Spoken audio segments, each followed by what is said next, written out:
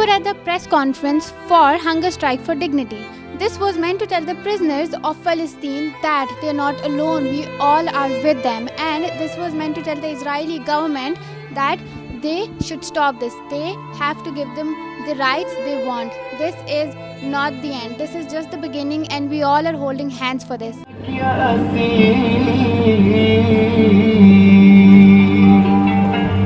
جرحك بقلبي آهته يهديني للتحرير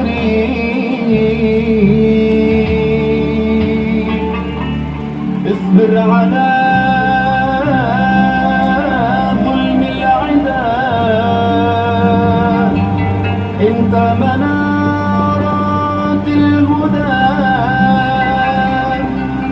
انت منارات الهدى رغم الألم. Respected guests, excellencies, media and my dear friends, together we are gathered together to show solidarity to our Palestinian brothers and sisters for their hunger strike for dignity and to share with you the salt and water challenge. I am thankful to the Embassy of Palestine to raise this cause, and I am thankful to all the ambassadors, especially the Ambassador of Jordan, Egypt, Sudan, Syria, Bosnia, Kyrgyzstan, Malaysia, South Africa, and the Deputy Head of Mission of Kuwait, Turkey, Azerbaijan, Algeria, and Afzal Batsa, who is the Pakistan Federal Union of Journalists President, and Mr. Imran Yaqub Jilsa, who is the General Secretary of this press club. And all my friends and other media people, I am thankful to all of you for this support. This support is the strike for dignity, and then I would like to thank the Embassy of Palestine for the full support, to the Center of Pakistan and International Relations for this peace movement. We are requesting the violation of human rights of Israeli government, and we request to observe the human rights in Palestine prisons. I request the outstanding student, Mr. Yazan, to brief us about what is this hunger strike, what is this challenge, and I am thankful that the social media, the media, print and electronic media, they are all supporting this cause. More than 10,000 people from Pakistan has just joined us through our social media campaign, and I request the media to please cover this cause. This is the cause for the Muslims. This is the cause for our brothers and sisters. We should all join hands together, and I am thankful to all the ambassadors who are here. Your presence really matters to us. Thank you very much. And I request the media to advocate this cause and highlight as much as possible. And I request all the honorable ambassadors that we should join hands together, whether it's a Kashmir issue, whether it's a Syrian Muslim issue, or whether it's a Palestine issue. Let's join hands together. I would like to request if anybody would like to comment or have any question, you are welcome, and the ambassador is going to answer them. Well, thank you very much.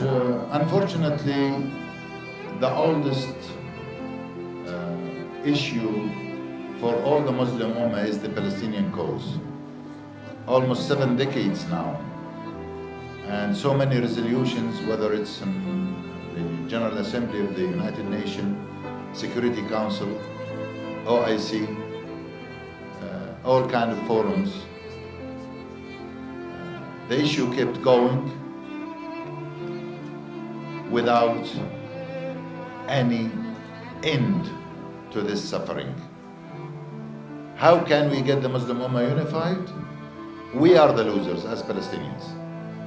Ununified Muslim Ummah, there is only one winner. Israel is the winner and the whole Muslim Ummah are the losers. Unfortunately, they kept our Muslim countries, all OIC members, busy with their domestic internal challenges. I'll give you an example. Pakistan is the second biggest Muslim country. Pakistan is the only nuclear power among the Muslim Ummah, And they kept Pakistan busy with so many challenges, whether it's in Kashmir, whether it's economy, whether it's terrorism, whether it's energy, so many challenges. I know Pakistan has done its best and continue to do its best, and they always have the Palestinian cause as a top priority. The support is there, but we all as Muslims are the losers and Israel is the winner. Thank you. जी अस्करी साहब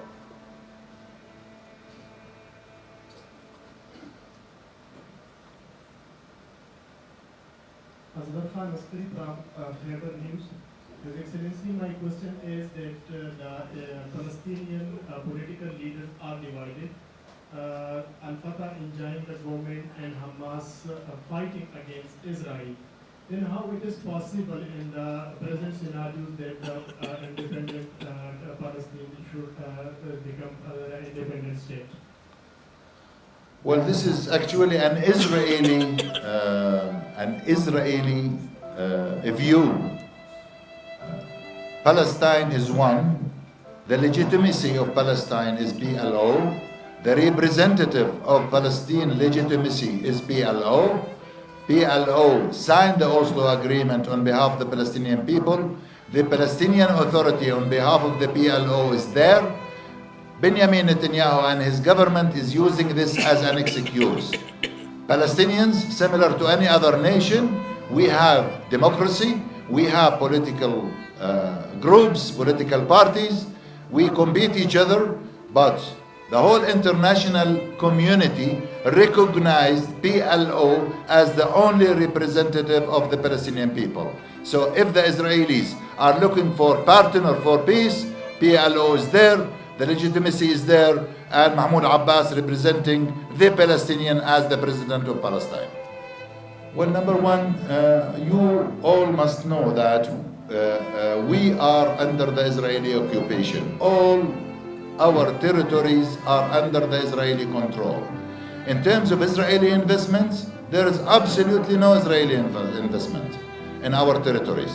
We do not invest, or the Israelis are not allowed to invest in our territories. But by the international law, we can't live without importing through Israel. So we do import through the Israeli ports, through the Israeli borders, because, it's our borders. But we are under occupation, and Israel control the borders, control the air. We have no airport in Palestine. We have to go use the Israeli airport. We have no seaport in Palestine. We have to use the Israeli port. So import and export has to go through the Israeli control. That's number one. Your second question, all those human rights institutions, the international law, the whole international community have been witnessing 2 million Palestinians under the Israeli siege, and I mean Palestinians in Gaza. Gaza have been under the Israeli siege for the last 10 years, since 2007. Gaza, with its 2 million Palestinians, are under the Israeli siege. And they talk about the human rights. We joined the Human Rights Council just last year, and we became member of the Human Rights Council. But unfortunately, the international community is deaf and blind by witnessing on daily basis the daily suffer of our 2 million Palestinians in Gaza Strip under the Israeli siege. This is a failure of the international community, of their double standards. If an Israeli kid is being thrown by a Palestinian stone, the whole international community stand on one leg. But an innocent Palestinian 16 years old girl was shot dead by 5 Israeli soldiers with 20 bullets in her body yesterday, and witnessed by the whole international community. And Israel has the right to defend itself. Second last question. Do you satisfy the World Bank, United Nations regarding the Palestine issue?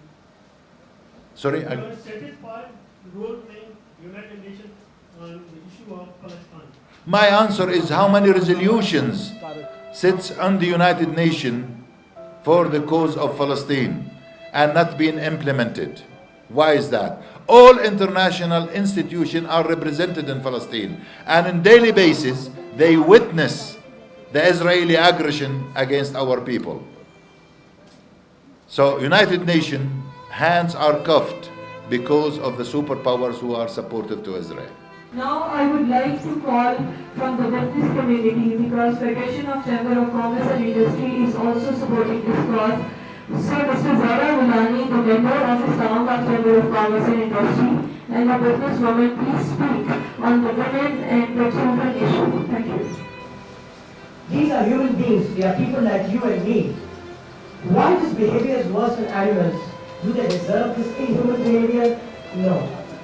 Yesterday, a 16-year-old girl was going to battle Muqaddas, and she was greeted by bullets open fired by 5 Israeli soldiers. I plead, where are the human rights? Why is the world silent and ignorant?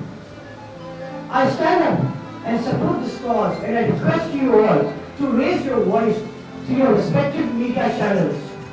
They say justice delayed is justice denied. Even our religion, our prophet, peace be upon him, said, the best of you who are the best to the women, treat them kindly. And what have the innocent children done to deserve this cruelty? They're asking for medical help and to meet their families. This is not a crime, this is a basic right. What if one of us was suffering like them? Would we be silent? Would we not help? I salute the Palestinians for their strife and dignity, and I urge you all to stand up for this cause for justice and make it noticeable for the human rights to take action. Thank you all.